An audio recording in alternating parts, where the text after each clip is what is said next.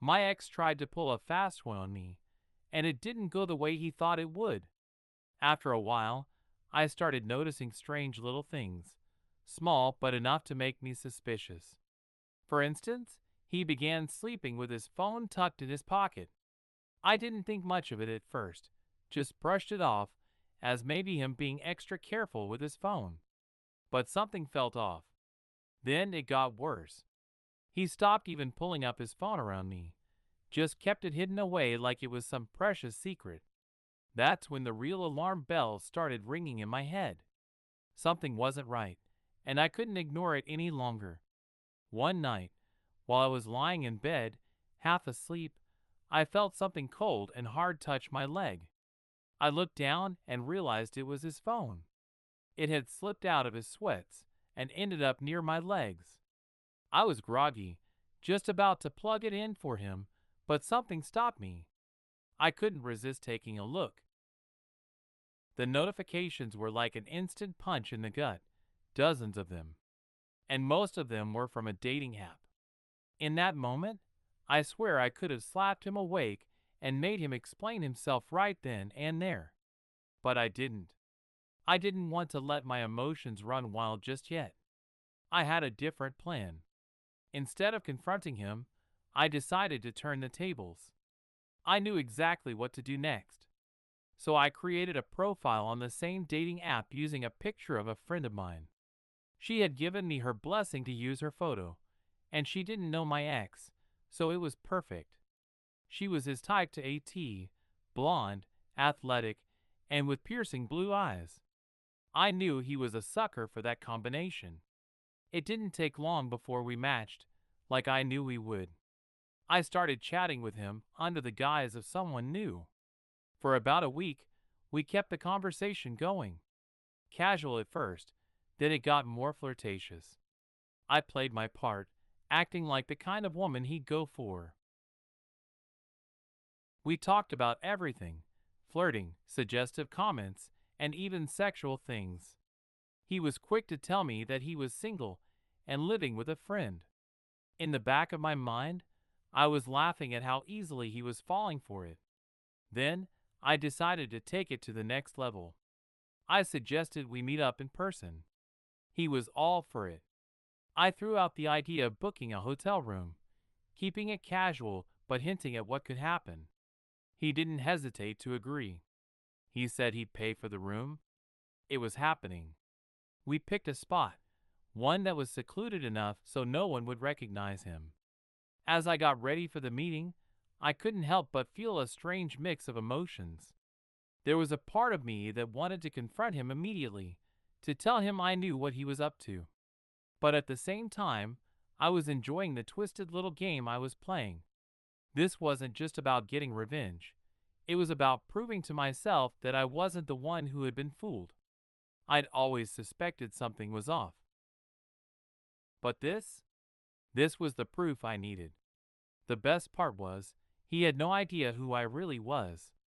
He was walking right into my trap, and he didn't even know it. I couldn't wait to see how this would play out. The power was in my hands now, and I was going to enjoy every minute of it. This wasn't just about making him regret his actions. It was about me taking control of the situation. He thought he had all the cards, but I was about to flip the game on him. I had been putting up with his behavior for so long, letting it slide because, deep down, I wanted to believe that he was genuinely struggling. Maybe it was my fault for giving him the benefit of the doubt. Maybe I was too understanding, too willing to help when I knew deep down it wasn't right. The reality is, I was taking care of him in ways that I shouldn't have.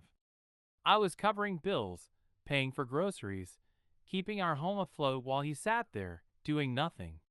He lost his job, sure, but that didn't mean he had to act like a leech. There's only so much you can tolerate before it becomes clear that someone is manipulating you. And that's exactly what he did. Every time I mentioned I didn't have extra money, his answer was always the same. We're family. We take care of each other when we're in tough spots.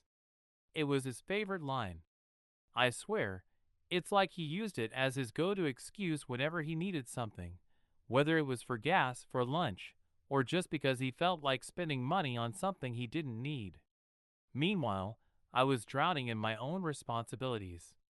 I had to pay my student loans, all the bills for the one-bedroom apartment we shared, and the food that somehow always disappeared faster than I expected. I was scrimping and saving, barely managing to keep up with everything, while he was sitting there, doing nothing to contribute. But then came the moment that really sent me over the edge. It wasn't just the small stuff anymore, the constant drain on my savings. No, this time, it was the sheer audacity that took my breath away. He actually had the nerve to ask me for money, in person. And not for rent or food either. No, he needed money because his mom's birthday was coming up, and he wanted to buy her something special. I could barely believe what I was hearing. It was like he wasn't even trying to hide the fact that he was completely taking advantage of me. How would you feel if your partner hid their affair for months or even years? Write in the comments. You'd think I'd have snapped in that moment, but instead, I just laughed to myself. What was I supposed to do? Tell him no and risk another one of his "We're family" speeches? Of course, I didn't tell him no, but I did give him something, $50. It wasn't a huge amount, but it was enough for him to buy whatever small gift he had in mind for his mom. The weird thing is, I didn't even feel bad about it. It wasn't about the money at that point. It was more about the absurdity of the situation. I could see the grin on his face when I handed it over. He was so proud of himself, so convinced that I would just hand it over without a second thought. He walked out that weekend, all smiles, telling me he was going to visit his mom. I kissed him goodbye, told him to have a great time, and waved him off like everything was normal. But inside, I felt something shift. I knew things were about to change. As soon as he left, I couldn't shake the feeling that I'd had enough. I had been putting up with his manipulations, his lack of effort, for far too long. But that was it. I was done. No more being his emotional crutch. No more paying for everything while he did nothing. I wasn't going to let him keep using me anymore. I couldn't help but smile a little as I packed up all of his things. His clothes, his shoes, his half-emptied boxes of snacks. I didn't care about the stuff itself. It was just his physical presence in my life that I wanted to get rid of. So, I packed everything he owned, all of his belongings that had been cluttering up our apartment for months, and I left it all outside. There was a strange kind of satisfaction in that moment. Watching all his things piled up outside the door felt like a weight lifting off my shoulders. It wasn't just his belongings that were going out the door. It was everything he had put me through. The manipulation, the lies, the constant expectation that I would be there to take care of him while he did nothing. It was all leaving. I can't even explain how freeing it felt. It wasn't like I was angry anymore. I wasn't furious or even upset. I was just done. I had reached my limit, and now I was taking control. I wasn't going to let him walk all over me anymore. He thought he could treat me like a doormat, but I was done playing the game. As I stood there, looking at his stuff scattered on the ground, I couldn't help but think about how long I had let this go on.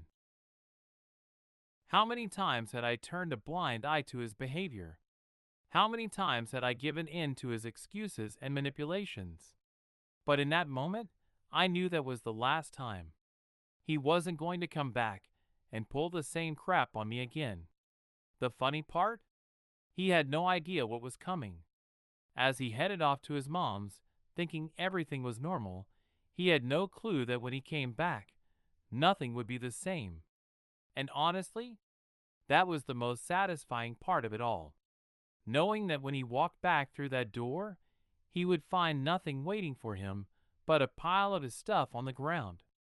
No home, no comfort, no place to hide anymore.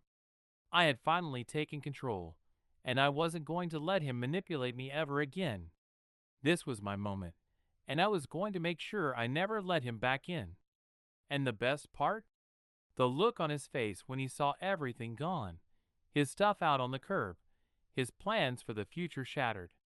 I couldn't wait to see how he would react. But at that moment, it didn't matter anymore. What mattered was that I had taken the first step toward reclaiming my life. I moved quickly, and living in a fast-paced city helped. I didn't waste any time. First, I had the locks changed. That was non-negotiable. No way I was letting him back in, especially after everything. He tried messaging me a few times on the app, but I had my own plans. I played it cool, acting like nothing was wrong. I told him I was running late because I wanted to look perfect, that I was on my way, and I was sorry for making him wait. It was a total lie, of course, but I needed to keep the act going for a little longer. I had something in mind. My friend, who I was using for this whole setup, was a real gem. She didn't hesitate when I asked her to send me some sexy pictures. The catch was, she didn't include her face, which made it even more believable to him. She was supportive of my little scheme, and honestly, I felt a little bad for dragging her into it. But at the same time, I was thoroughly enjoying the drama unfolding. So, with the sexy pictures in hand, I started playing the part even more. I talked him into jerking off and sending me a video. I couldn't believe he was so eager. He was so desperate to keep up the charade. The whole thing was both hilarious and infuriating, how easily he was falling for it. I made him wait, keeping him on the hook for hours. He had no idea what was coming. Around 1 a.m., I finally sent him a picture of his belongings, everything he'd left behind, being rummaged through by a homeless man. I knew it would get to him. That image, that snapshot of his world unraveling, was exactly what he deserved. It was a perfect visual of everything he had done to me, the lies, the manipulation, and now, the fallout. To top it off, I sent him a message. Enjoy your stay in the hotel. That was it. The final touch. As soon as my phone rang, his desperate attempt to call me, probably to beg or ask questions, I blocked his number without hesitation. No more excuses. No more apologies. I went to bed, feeling a strange mix of satisfaction and relief.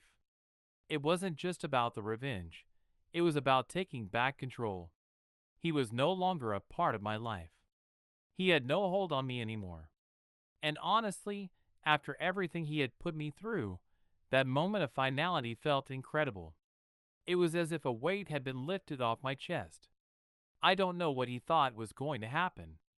Maybe he thought I'd just take him back, or that his little mom's birthday story would somehow keep him in my good graces. But no, I was done. That was the last time I would ever let him manipulate me. As I lay there in bed, a strange sense of calm washed over me.